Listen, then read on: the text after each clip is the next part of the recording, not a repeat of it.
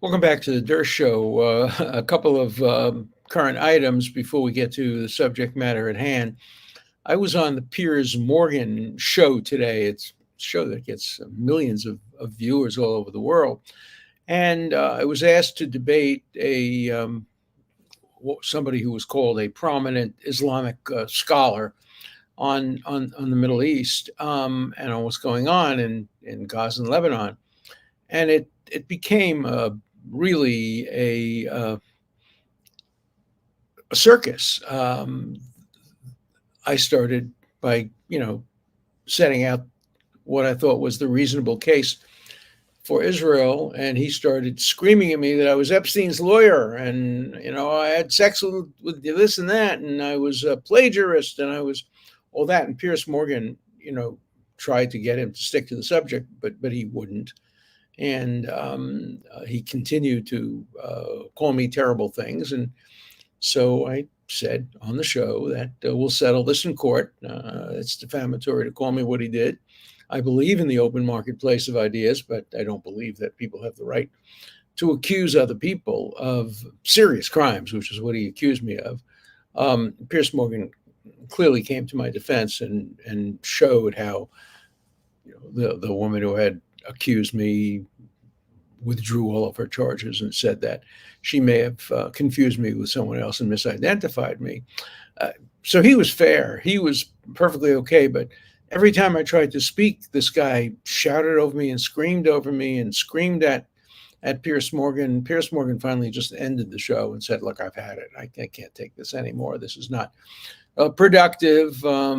He started out by saying, "Why don't we have a productive, rational, civil debate about issues that are very important?" And we both shook our heads, and I stuck to that, as you'll see if you watch it.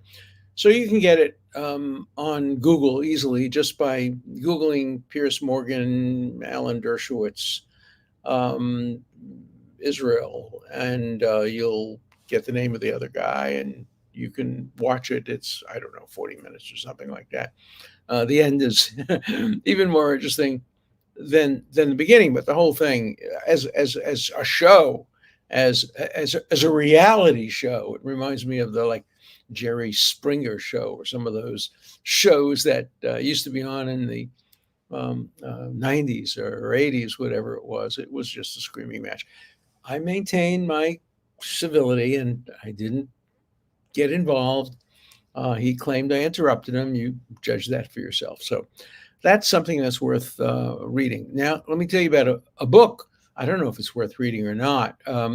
Woodward, famously from Woodward and Bernstein, has written a book. I think it's called War. And it purports to disclose lots of the inner workings of President Biden's mind and what he said to people. And among the things that he is reported to have said was calling Benjamin Netanyahu an effing this and a horrible person and all kinds of names. And all you have is Netanyahu responding by saying, "Look, I have to do what I have to do for my country." And so Biden seems to have really, really lost his temper. Apparently he has a temper and he uses the F-bomb all the time. And in the book, he's quoted as using the F-bomb over and over again in relation to Netanyahu. He gets mad at Netanyahu because Netanyahu is not doing his bidding. Well, good for Netanyahu. When the survival of your country is at stake, you don't listen to the advice of other leaders who are making decisions at this point based largely on electoral fortunes of their party. He's quick to accuse Netanyahu of making decisions based on his electoral fortunes. Look in the mirror. And so that's I haven't read the book, but I've heard all kind of accounts of it and quotations from it. I'm not recommending the book. I'm just suggesting that we now know if the book is accurate, and the Biden people haven't denied this part of it. Trump people have denied allegations in the book that Trump was buddy-buddy with Putin and sent him some COVID testing and other kinds of things. With Woodward, you never know. He has very good sources, but he doesn't use his sources neutrally. He uses them selectively against people he opposes and in favor of people he favors. He is not an objective, neutral reporter.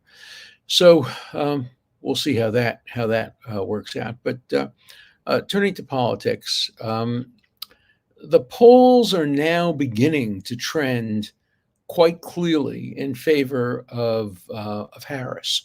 They're not definitive by any means, but for the first time, the New York Times Siena poll has her ahead beyond the margin of error, and has her ahead in a way that the New York Times polling analysts thinks is going to help her also, not only with the popular vote, which of course is not determinative on a national level, but with the electoral vote as well. For example, Trump is way, way ahead in Florida. Now, what the pollster for the Times, how he interprets that, is that that's good news for Harris, because Florida is clearly a state that's going to go Republican, just like California is going to go Democrat, New York is going to go Democrat. So votes in those states are wasted from the point of view of the Electoral College. But if Trump is way, way, way ahead in the states that don't matter, then maybe it shows that the race is even more overwhelmingly favorable to Harris in other states. Now, you have to discount that by California, because obviously there are as many people in California as there are in half the states combined. California is, the largest state by far, and it has more electoral votes, but the electoral votes are predetermined. The Democrats will always win California, unless obviously they would nominate somebody like McGovern. Even McGovern might today win in California, and in New York as well. So, what we're talking about, obviously, when we talk about the presidential election, we're talking about two handfuls of states, maybe really one handful of states. We're talking, obviously, about Pennsylvania, which is now favorable to Harris and unfavorable to Trump. We're talking about Michigan, which is pretty much a toss-up. There's a lot of discussion in Michigan now because a lot of Arab and Muslim voters are showing strong antagonism to Biden and indirectly, therefore, to Harris, because they think Biden is too pro-Israel. Maybe the Woodward quotes about Netanyahu will turn them back to the Democratic fold. I don't think you can trust that. I think that Arabs and Muslims, when they get into the polling booth or have to seal their envelope, they're not going to vote for Trump based on Trump's what they call Muslim ban and his even stronger support for Israel. So I think they're complaining and they're protesting, and some of them may vote for Jill Stein, who doesn't deserve anybody's vote. But I think in the end, the Arab and Muslim vote will go heavily for Harris in Michigan. And so then there are all the other states that are up in the air, Arizona, Nevada, North Carolina, Georgia. We're not sure. It looks like, according to recent polls, that Harris may prevail in the northern Rust Belt states, and Trump may prevail in the disputed more southern states. Again, Nevada, Arizona, Georgia, North Carolina. The election at this point is too close to predict, too close to call. But there seems to be a trend away from Trump. Now, what's the reason for that? Is it that Harris is winning more voters, or is it that Trump is losing more voters? They're conducting very, very different campaigns, obviously. Harris is conducting the most cautious campaign, probably in the history of presidential elections. She refuses to expose herself to press conferences or hard questions. She's only playing softball in a kiddie lot. Um, Softball the way I used to play it, where you just threw the ball in the hand and anybody could smack it out of the ballpark. Current softball today is a really, really tough game with fastball pitching. But softball the way I played it as a kid, or stickball the way I played it as a kid, um, she hasn't been asked a hard question. She hasn't been asked a good follow-up question when she's been asked and answered a question. She's been allowed to get off the hook on everything, and she's winning. I don't think the American public really cares about what her views are. They either like her or they don't like her. And I think it's becoming a trend that way in the Republican Party as well. They either like Trump or they don't like him. This election does not seem to be based on policy differences. Carville famously said in the 1992 election, it's the economy, stupid. And it was because people didn't know Bill Clinton very well, and they didn't like what they had seen under George Bush the first economically. So it was the economy, and people voted the economy. I don't think that's what's going on. I think this is a beauty contest. I think this is a personality election. I think a lot of people I know are saying, look, I much prefer Trump's foreign policy, economic policy, but I just can't bring myself to vote for the guy, considering what he said about, and then you mention all the things that he said and done over the years. On the other side, people are saying, I don't really like her policies. I mean, I don't even know what they are. Is she just going to continue the Biden policies? In an interview yesterday on 60 Minutes, she said, I can't think of anything that I do different than Biden. And then she finally came up with one thing. I would appoint a Republican to the cabinet. Of course, she'll appoint a Republican. She'll appoint a Republican who's a Democrat.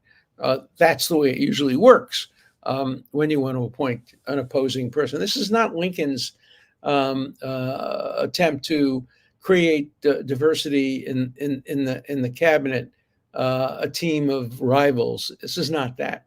In recent years, when you appoint a guy like Senator Cohen of Maine to be the Republican on the Democratic cabinet, he's a Republican in name only, obviously. And I think the same thing would be true here. She'd appoint a Republican in name only, a rhino, as they call them. And there, I don't see any other differences. I think she's less pro-Israel than Biden has been, and probably just as antagonistic to Netanyahu. She, after all, was willing to violate her constitutional duty to preside over the Senate in order to go to a sorority party when Netanyahu spoke. And so she has no love for Netanyahu. A lot of people think Netanyahu is not a lovable guy. By the way, Winston Churchill was not a lovable guy. He was a nasty SOB. He smoked and he drank and he insulted women and insulted a lot of other people. He was quick with his quips. Some of them are apocryphal. Somebody once said to Churchill, this has been attributed to other people, but it's attributed to Churchill. Somebody said to Churchill once, "You will surely be hanged for treason or you will die of a venereal disease." And he said, "Well, that depends on whether I embrace your politics or I embrace your mistress." He was good at quips, as was Benjamin Disraeli before him. Because, to get elected Prime Minister of England, you have to be good in Parliament. You have to be willing to engage in Parliament. It's not like in America where we elect peanut farmers to be president or people with no experience or real estate moguls to be president. It doesn't happen in England. It doesn't happen in parliamentary democracies. In parliamentary democracies, you have to prove your worth in Parliament and usually over many, many years, although obviously there have been some young prime ministers in, England, with the media and the social media, is becoming a little bit more like the United States today, but it still has its traditions. And the people who generally make it to the prime ministership have worked their way up through the party ranks more than in the Democratic Party, where you get somebody like Barack Obama, who had been a street organizer. I remember him as a student, always cigarette dangling out of his mouth with his leather jacket, called Barry. And then he becomes president of the United States. And whether you think he did a good job or a bad job, that's up to you. But there's no doubt that he is a continuing influence. By the way, if Harris and Walz are elected, Biden will play a tiny, tiny role, but Obama will play an oversized role. He will be the leader of the Democratic Party, and he will be the person who will make decisions, I think, regarding the Middle East and other parts of the world, because she doesn't have the experience about the Middle East, certainly about Ukraine. That's never been her forte. She was a prosecutor in California, a pretty radical area of the country, with no foreign policy and really no economic policy. So the question is, who will be whispering in her ear? And I think it will be Barack Obama and maybe Michelle Obama. But that's the package. It's interesting. We're hearing the Democrats now saying that Harris has a big tent. She has a big tent. She's willing to take in people who are, Republicans, people who are centrist moderates, because she wants the tent to include them. And then they say, but she also wants the tent to include AOC and Bernie Sanders and Ilhan Omar. No, that's why I quit the Democratic Party.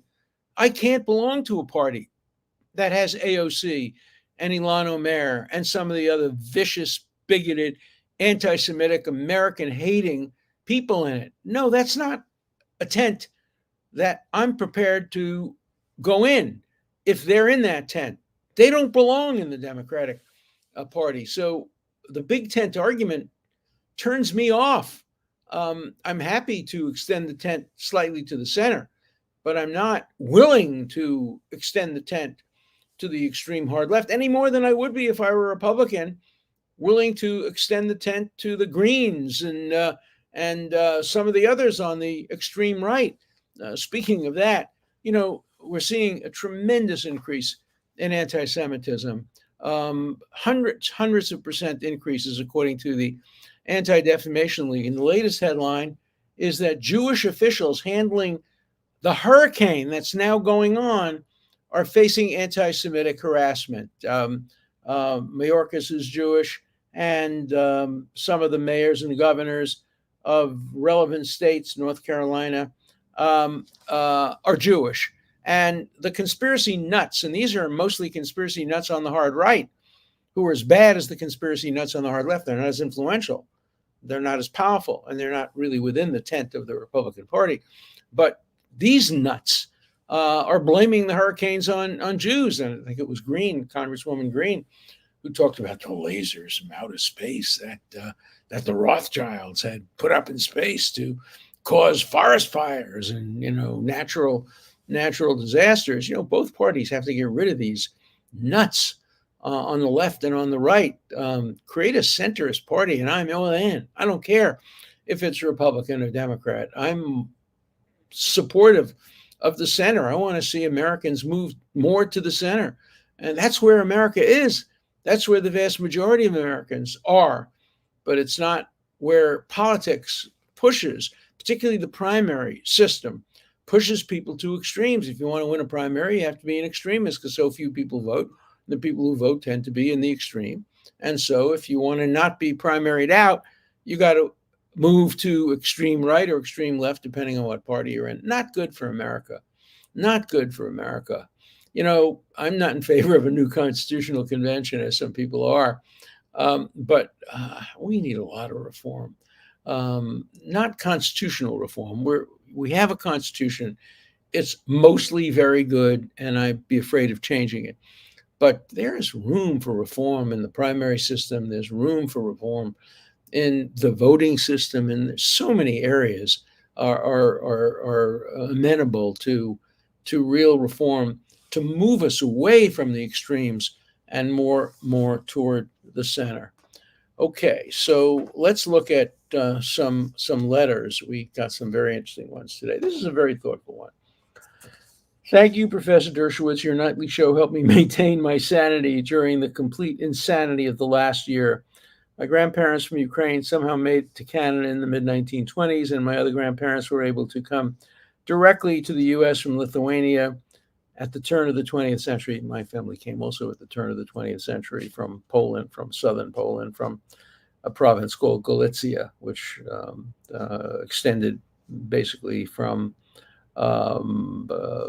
Krakow to Lvov. Because of them, I've been able to live my life blissfully unaware of the reality that is always just a scratch away from the surface. We can only hope that Mr. Netanyahu does what he needs to be done. The time has come. Look, I'm getting a lot of letters of frightened people, of people who are scared of the growing anti-Semitism, particularly from the left. It's much more dangerous on the left. Let's be clear about that. The right is the past. When it comes to anti-Semitism, there's still some residues, but the left is the future. These people, these Hitler Youth, these neo-Nazis, these left-wing Klansmen who were marching in the streets of New York, celebrating the rapes and the murders of October 7th, that's the danger that America faces.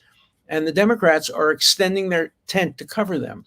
The President of the United States said these people have something to say, talking about protesters. The vice presidential candidate said the same thing. The presidential candidate said something similar. No, these people have nothing to offer. They want to tear down the country.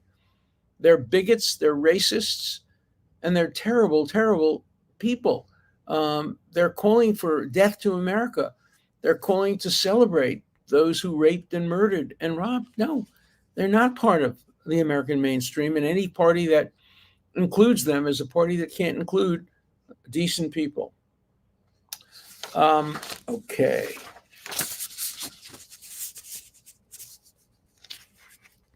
Lot of letters.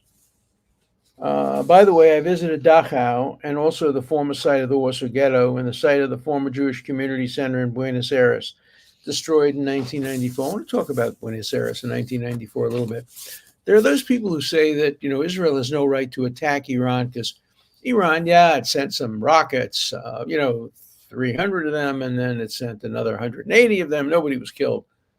Iran killed many, many Israelis and Jews when they bombed the Israeli embassy in Buenos Aires and when they bombed the Israeli Cultural Center. And then they killed 230 American Marines when they, Hezbollah, which is Iran, bombed an American military base. And so, Iran is an appropriate target for a reprisal. I talked about Ireland, and it's so disappointing to see what's going on in Ireland. Today with its anti-Israel hatred. Now, this is an email. I can't vouch for its correctness, but it sounds correct. It says, that Eamon de Valera, who's one of the heroes of the Irish movement against the British, and you have to commend him for that. According to this email, he arrived at the German embassy with a wreath on hearing of the death of Hitler in 1945. Sad day for humanity, October 7th, 2023, and apologies from Ireland. Nobody owes anybody any apologies except for what you yourself did. And if you yourself did it, then there's no apologies. Supporting Hitler, if that was done by leaders of Ireland, is beyond any excuse. My son-in-law, the producer, flashed on the screen for a second the new book that I've just finished, The 10 Big Anti-Israel Lies and How to Refute Them with the Truth. As I think I've told you before, I wrote this book without any royalties or payment, and we're now going to try to print 1 million copies of it. It's a pamphlet. It's like 80 or 90 pages long. It'll be soft cover, a pamphlet, easily put in somebody's pocket.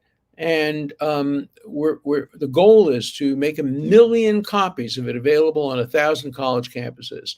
So 1,000 copies on 1,000 college campuses, distributed to every student who wants to read it. And the book is based, the model is based on my prior book, which was a big bestseller both on college campuses and throughout the United States, called The Case for Israel. What I did in The Case for Israel is I went through all the serious allegations made against Israel, and I answered them all like a lawyer would, with documentary evidence, of course, in a writing style that's a little bit more available to readers than legalese. It's not written in legalese at all. I did the same thing here. I took the 10 most frequently alleged claims against it. It's an apartheid state. It's a colonialist settler state. It commits genocide. It starves people. And, it kills disproportionately.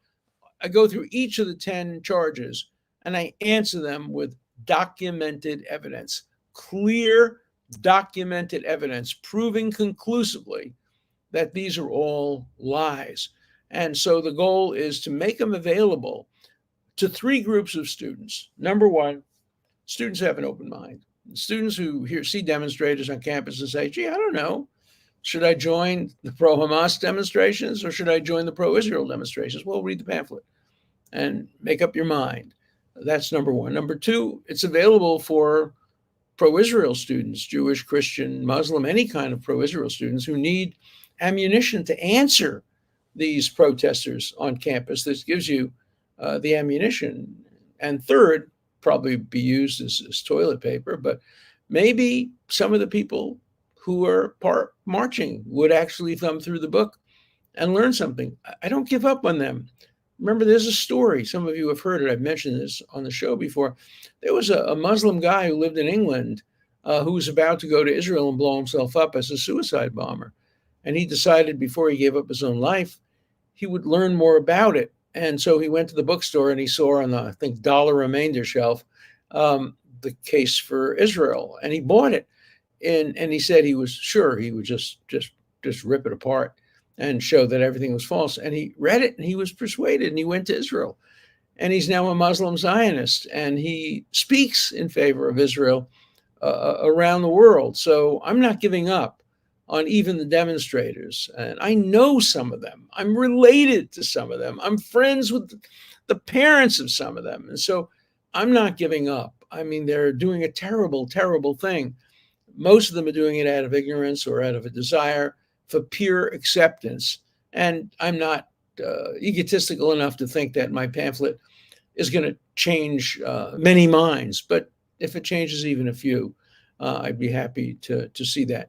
If anybody wants to help distribute this pamphlet, what we're doing is we're asking people who have a particular college that they're close to, either because they're an alum of the college or because their kids go there or because they contribute to the college or on the faculty of the college, if they want to help distribute the books free, again, but distribution costs money. We have to mail it. We have to get it available. We have to find places to distribute it, etc. So if anybody wants to help defray the cost of that, just be happy to accept that. But whether or not that happens, we're committed to doing this and getting it to 1 million people. Hopefully, it will change some minds. Don't know, but can't give up. Can't give up. In the back cover of the book, I talk to young students. And I tell them that you're the very fortunate generation. In the 30s, young students had no opportunity to stand up against Nazism. But you have a chance to stand up. You're a generation that can change history. And so I'm hoping that young people will read my book and read other books. And there's a wonderful program we saw on television last night called Pogrom. I don't remember what channel it's on. But it was about the history of pogroms against the Jewish people, culminating in October 7th but it's done beautifully, and it has information in it that I was not familiar with, and I think I know a lot about this, so I learned a lot from that program. So if you want to watch it, it's called Pogrom, Pogrom. Pogrom. All right, see you tomorrow.